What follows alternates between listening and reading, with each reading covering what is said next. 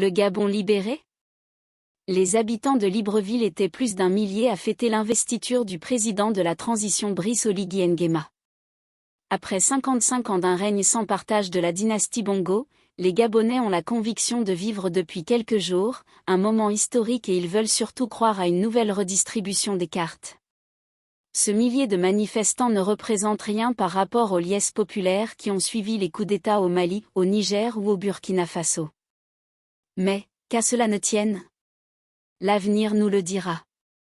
Quoi qu'il en soit, le nouvel homme fort du Gabon, le général Brice Oligui Nguema, a déjà donné quelques gages de sa volonté de changer les choses en libérant rapidement, comme promis au soir du coup d'État, tous les détenus d'opinion, sans aucune exception.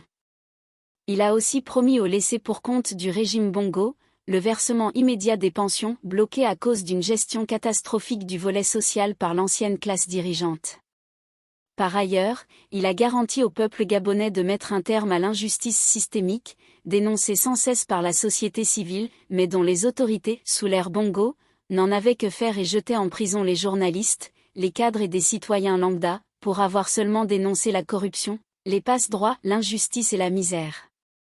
Les graves préjudices infligés à plusieurs strates de la société gabonaise, depuis presque 60 ans, risquent de peser lourd dans le cursus de la transition, tant les rancœurs envers les caciques du Parti démocratique gabonais, PDG, sont immenses. Ainsi, des voix réclament déjà la tête de l'ancien Premier ministre Alain-Claude Biliba Yenze et de Rose Cristiano Soukara Ponda, ex-vice-présidente d'Ali Bongo. Il sera difficile aux dirigeants de la transition de ne pas prendre en compte la vindicte populaire envers les corrompus, et de ne pas permettre à la justice de suivre, pour une fois, son véritable cours.